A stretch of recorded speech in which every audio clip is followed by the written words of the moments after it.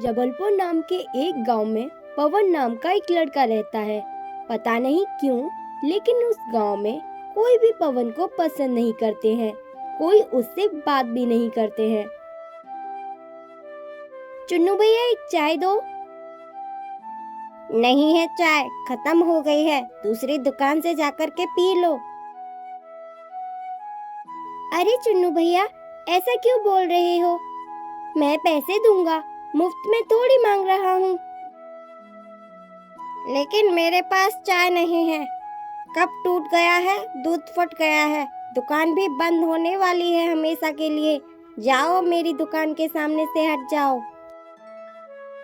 लोग हमेशा पवन से ऐसे ही बात करते हैं, इसीलिए पवन अकेले में बहुत दुखी होता है। लेकिन वो एक दिन टीवी में वो देखता है कि लोग एक जोकर को बहुत पसंद करने लगते हैं। लगता है लोगों को ये जोकर बहुत पसंद है। अगर मैं भी एक जोकर बन जाऊं, तो लोग मुझे भी पसंद करेंगे, लोग मुझे भी उतना ही प्यार करेंगे जितना कि वो टीवी वाले जोकर को करने लगे हैं। ऐसा कहते हुए पवन तुरंत ही अपना भेष बदलकर एक जोकर के भेष में आ जाता है। गांव में घूमने के लिए और लोगों को हंसाने के लिए निकल पड़ता है। हेलो बच्चों, कैसे हो? कैसा लगा मेरा नया अवतार? पसंद आया ना तुम सबको? बताओ बताओ। अरे ये तो वही पवन है, इसके लिए तुम्हें जोकर का भेष बदलने की क्या जरूरत थी? तुम तो वैसे भी जोकर ही लगते हो। ऐसे सभी लोग पवन का मजाक उड़ाने लगते हैं। इस बात से बहुत ज्यादा दुखी पवन रोता हुआ जाकर गांव के बाहर वाले रास्ते पर आत्महत्या कर लेता है। और ठीक उसके अगले ही दिन से उस रास्ते पर लोगों को अजीब अजीब आवाजें सुनाई देने लगती हैं। कभी किसी के रोने की तो कभी किसी के हंसने की आवाजें। और रात के समय उस रास्ते पर जाने वालों का तो कुछ ये हाल था। Twinkle twinkle little star, how I wonder what you are. अरे छोटे छोटे बच्चे हैं, मुझे को तू छोड़ दे यार, छोड़ दे। आने जाने वाले यूं ही डरते डरते वो भूत कभी किसी को कुछ नहीं कहता है, बस चुपचाप बैठा रहता है। देख देख कर मूर्ख गांव वाले वो भूत वैसे ही भी कुछ नहीं करता है कहकर उसका भी मजाक उड़ाने लगते हैं। अबे ये तू कैसा भूत है? तुझे तो लोगों को डराना भी नहीं आता है। लालच है ऐसे भूत पर। लगता है तू उसी पवन जोकर का भूत है। चुपचाप भाग जा यहाँ से, वरना मार मार कर तेरा भूत उतार दूंगा।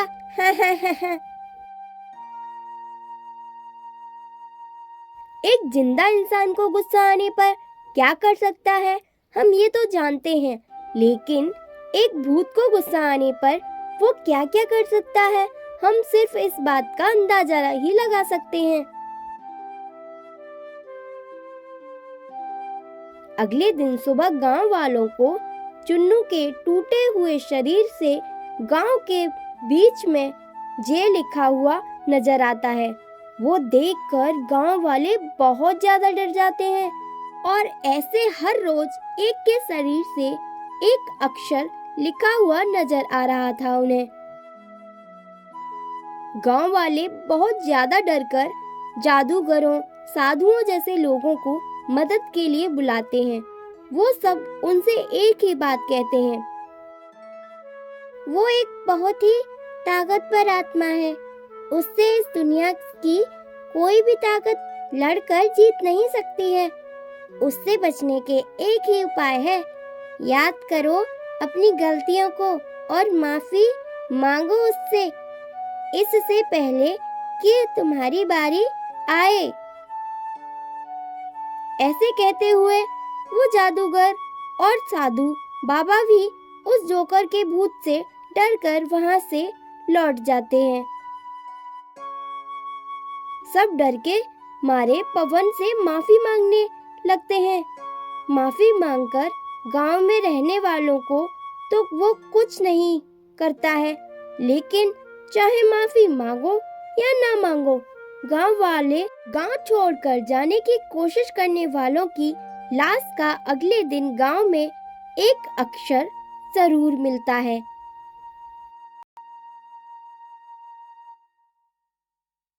जौलपुर नाम के एक गांव में नटवरलाल नाम का एक लड़का रहता है। नटवरलाल वैसे तो अपनी तरफ अच्छा बनने की पूरी कोशिश करता है, लेकिन चोरी करना उसके परिवार में साड़ियों से चलता आ रहा है। इसलिए वो ना चाहते हुए भी विरासत में मिली अपनी उस आदत से खुद का पीछा नहीं छुड़ा पा रहा है। मैं तुम्हारे भरोसे ही ये सब छोड़कर जा रही हूँ नटवरलाल। ध्यान रखना, मैं बस 2 मिनट में लौट कर आती हूँ। आप चिंता मत कीजिए मीना भाभी जी, बस 2 मिनट की ही तो बात है, मैं संभाल लूंगा।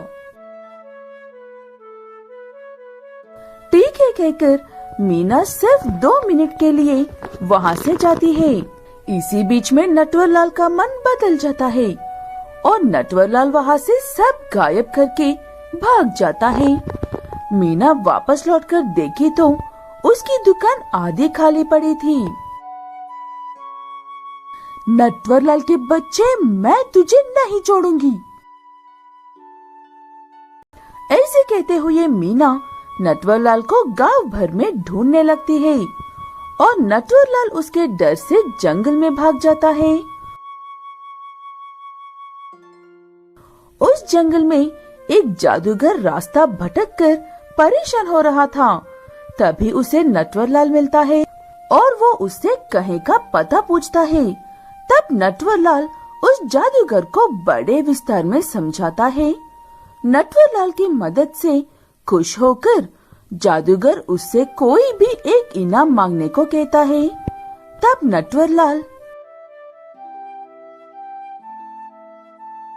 हर वक्त मेरे पीछे कोई ना कोई पड़े रहते हैं जादूगर जी, अगर आप मुझे उनसे बचने के लिए कुछ दे दे तो वही मेरे लिए इनाम होगा। जादूगर नटवरलाल को जादुई चप्पल देता है। उन चप्पल को पहनकर पानी पर भी चल सकते हैं और हवा की तरह तेज से भाग सकते हैं। लेकिन जादूगर नटवरलाल को एक चेतावनी देता है। उस चप्पल की ताकत को दिन में सिर्फ 2 ही बार इस्तेमाल कर सकते हैं। लालच में आकर एक ही दिन में तीसरी बार इस्तेमाल करने की कोशिश करने पर चप्पल गुस्सा हो जाती है और सब काम उल्टे करवाती है। मैं आपकी बात अच्छे से समझ गया हूँ जादूगर जी, मैं गलती से भी इसे तीसरी बार इस्तेमाल नहीं करूँगा। ऐसे कहते हुए नटवरलाल वहाँ से चला जाता है। गांव में अब भी मीना उसे ढूंढ रही थी। तुझे क्या लगा थोड़ी देर सबकी नजर से गायब हो जाएगा तो मैं भूल जाऊंगी? ऐसे कहते हुए मीना नटवरलाल के पीछे पड़ती है और वो अपनी जादुई चप्पल पहनकर वहाँ से भाग जाता है और भागकर जाकर नदी के बीच में खड़ा हो जाता है। तुम डूब क्यों नहीं रहे हो? क्या किया है तुमने? ये मेरे जादुई चप्पल का कमाल है। पानी हो या पहाड़, मैं कहीं पर भी चल सकता हूँ। ऐसे कहते हुए नटवरलाल मीना को अपने कर्तव्य दिखाता है और इस चक्कर में वो चप्पल का 2 से ज्यादा बार इस्तेमाल कर लेता है। तब वो चप्पल नटवरलाल की मर्जी के बिना ही उसे खींचकर मीना के पास लेकर आती है। तुम्हारी जादुई चप्पल तो सच में कमाल की है। तुम्हें अपने आप ही मेरे पास लेकर आ गई। अब तो नहीं छोड़ूंगी। ऐसे कहते हुए मीना नटवरलाल को इतना पीटती है कि उसे अब खानदानी खुजली हो या सामने खजाना पड़ा हुआ हो, वो अपनी जगह से हिल नहीं पाता है।